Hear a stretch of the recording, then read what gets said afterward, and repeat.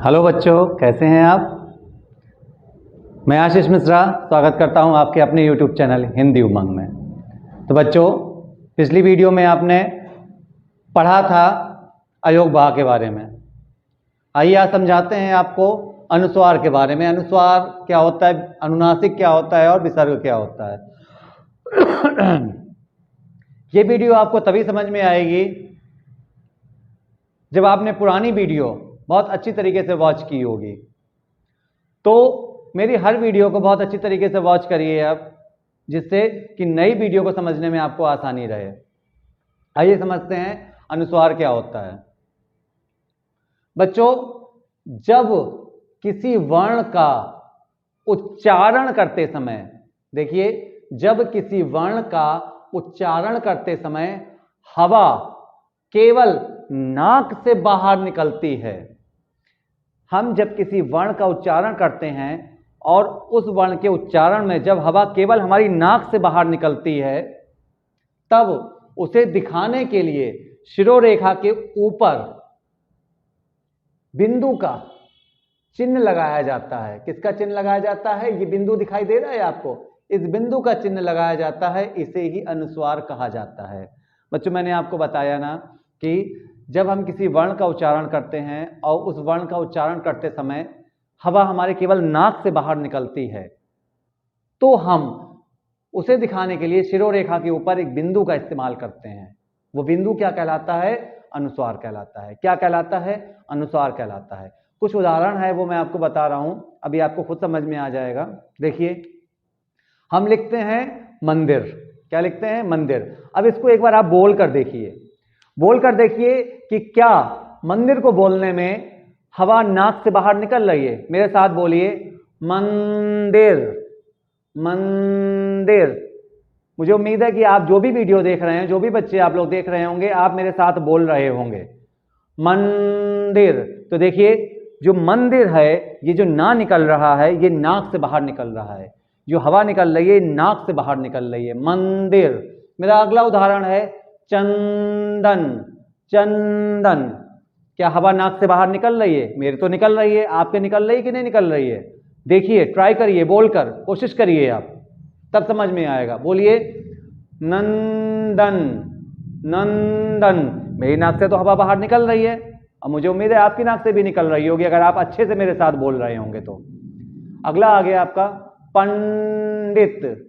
पंडित, पंडित। हवा बहुत अच्छी तरीके से नाक से बाहर निकल रही है। जैसा कि मैंने आपको परिभाषा में बताया है कि जब किसी वर्ण का उच्चारण करते समय हवा केवल नाक से बाहर निकले, तो क्या होता है? उसे दिखाने के लिए शिरोरेखा के ऊपर बिंदु का चिन्ह लगाया जाता है। वो बिंदु कहाँ है? वो बिंदु ये है। बिंदु ये जो आप यहाँ पर बिंदु देख रहे हैं, मंदिर में जो ये बिंदु लगा हुआ है, ये चंदन में बिंदु लगा हुआ है, ये नंदन में जो बिंदु लगा गया है, ये वही बिंदु है। इसी को क्या बोलते हैं? अनुस्वार। क्या बोलते हैं? अनुस्वार। आगे देखिए, बंदर। बंदर। ये जो बिंदु लगा हुआ है, ये क्या है? अनुस्वार। जब हम बोलते हैं बंदर, तो हवा कहां से नाक निकलती है? नाक से निकलती है बाहर। कंगन। कंगन। निकली नाक से। कंघा। कंघा। नाक से बाहर निकली, तो ये क्या हो गया? ये हो गया अनुस्वार। समझ में आ गया आपको अनुस्वार क्या होता है? देखिए, फिर से एक बार मैं आपको बता रहा हूं, जब किसी वर्ण का उच्चारण करते समय हवा केवल नाक से बाहर निकले, तो क्या होता है? वहां पर उसे दिखाने के लिए शिरोरेखा के ऊपर हम एक बिंदु लगाते हैं। ये बिंदु ही क्या कहलाता है? ये बिंदु कहलाता है अनुस्वार। उदाहरण मैंने आपको दे दिए हैं, मंदिर, चंदन। अब आपको क्या करना है? केवल ये जो शब्द हैं, ये बोल कर देखने हैं कि जब आप मंदिर और चंदन और नंदन बोलते हैं, तो क्या हवा वाकई नाक से बाहर निकल रही है? निकल रही है तो आप कमेंट्स के माध्यम से मुझे बताइए। ठीक है, कमेंट्स के माध्यम से बताइए कि यस सर, हवा नाक से बाहर निकल रही है। आइए अगला पढ़ते हैं, अनुनासिक। अनुनासिक क्या होता है? देखिए, ये हो गया अनुस्वार और ये हो गया आपका अनुनासिक। समझते हैं अनुनासिक क्या है। जब किसी वर्ण का उच्चारण करते समय जब किसी वर्ण या अक्षर का उच्चारण करते समय हवा नाक और मुख दोनों से एक साथ बाहर निकले। जब किसी वर्ण का उच्चारण करते समय हवा नाक और मुख, ध्यान दीजिए इसको मैं अंडरलाइन कर रहा हूं, जब किसी वर्ण का उच्चारण करते समय हवा नाक और मुख दोनों से एक साथ बाहर निकले तो उस वर्ण के ऊपर चंद बिंदु लगाया जाता है। क्या लगाया जाता है? चंद बिंदु। इसे ही क्या कहते हैं? अनुनासिक कहते हैं। चंद बिंदु क्या होता है? ये होता है चंद बिंदु। चंद बिंदु देखिए, चंद यानी चंदा बना दिया मैंने। क्या बना दिया? चंदा बना दिया, और इसके ऊपर मैंने लगा दिया बिंदु। क्या हो गया? चंद बिंदु। क्या हो गया? चंद बिंदु। समझ में आ गया? चंद बिंदु। ये क्या है? ये केवल बिंदु है। ये क्या है? केवल बिंदु। अनुस्वार में क्या होता है? केवल बिंदु लगता है, और अनुनासिक में क्या होता है? चंद बिंदु। मैंने सबसे पहले क्या बनाया? चंदा बनाया, उसके ऊपर बिंदु लगा दिया, तो क्या बन गया? चंद बिंदु। अब तो नहीं भूलेंगे कभी। तो चंद बिंदु क्या होता है? अनुनासिक। क्या होता है? अनुनासिक। चंद बिंदु क्या होता है? अनुनासिक। अनुनासिक क्या होता है? चंद बिंदु। बहुत अच्छी तरीके से समझ में आ गया होगा। आइए समझते हैं कुछ उदाहरण के माध्यम से इसको। जैसा कि मैंने अभी आपको बताया कि जब किसी वर्ण का उच्चारण करते समय हवा नाक और मुख दोनों से एक साथ निकले तो वर्ण के ऊपर चंद बिंदु लगाया जाता है। इसे ही क्या कहते हैं? अनुनासिक कहते हैं। कुछ उदाहरण दिए गए हैं, जैसे 5। क्या दिया गया है? 5।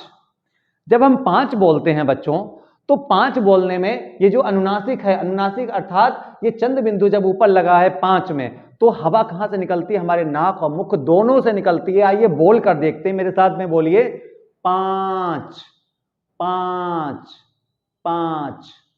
बोला? हवा मेरे तो नाक और मुख दोनों से बाहर निकल रही है, आपका मुझे पता नहीं। वो आप मुझे बताएंगे कमेंट के माध्यम से कि क्या हवा नाक और मुख दोनों से बाहर निकली जब आपने 5 बोला। आइए अगला पढ़ते हैं, बांस। बांस, तो हवा नाक और मुख दोनों से एक साथ बाहर निकल रही है, तो ये क्या कहलाएगा? अनुनासिक। क्या कहलाएगा? अनुनासिक। क्यों कहलाएगा? क्योंकि इसमें चंद बिंदु लगी हुई है। चंद बिंदु आपको बहुत अच्छी तरीके से समझ में आ गई होगी। चांद बनाइए और उस पर एक बिंदु लगा दीजिए, वो चंद बिंदु। और अनुसार में क्या हो गया? केवल बिंदु लगना है। आइए आगे पढ़ते हैं, मांग। क्या है? मांग।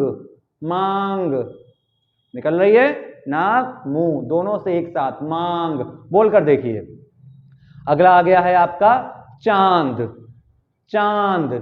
चांद, नाक और मुंह दोनों से एक साथ हवा निकल रही है, अर्थात ऊपर चंद बिंदु लग जाएगा। चंद बिंदु लग जाएगा तो उसको क्या कहेंगे?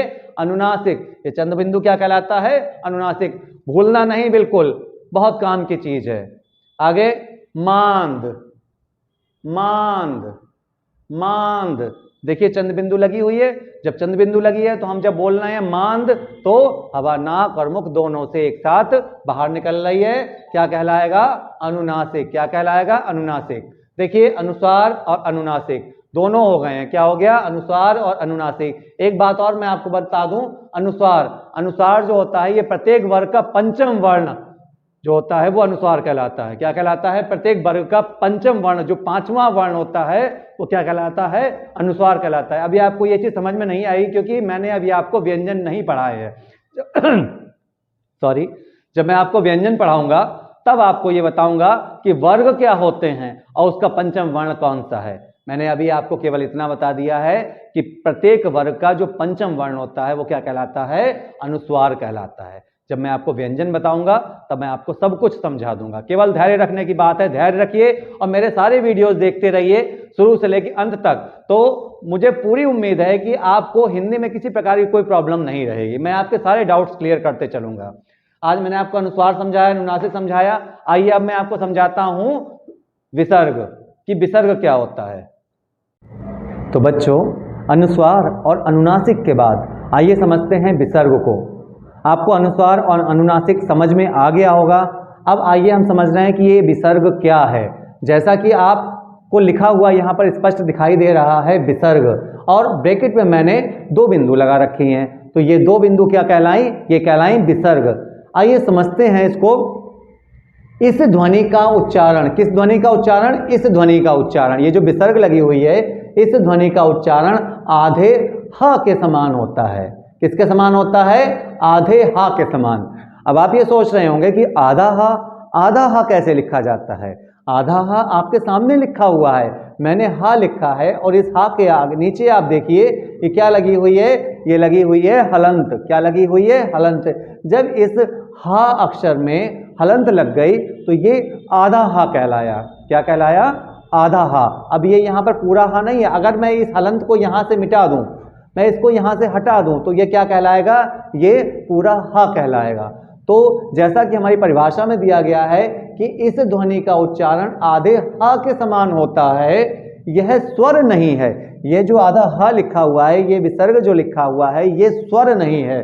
देखिए इसे आ के साथ जोड़कर, ये जो आ है हमारा, अब ध्यान दीजिए, इसको आ के साथ जोड़कर आहा की तरह लिखा जाता है। ये जो आधा हा है, इसको जब हम आ के साथ जोड़ते हैं तो ये आहा की तरह बन जाता है, इसको आहा की तरह लिखा जाता है।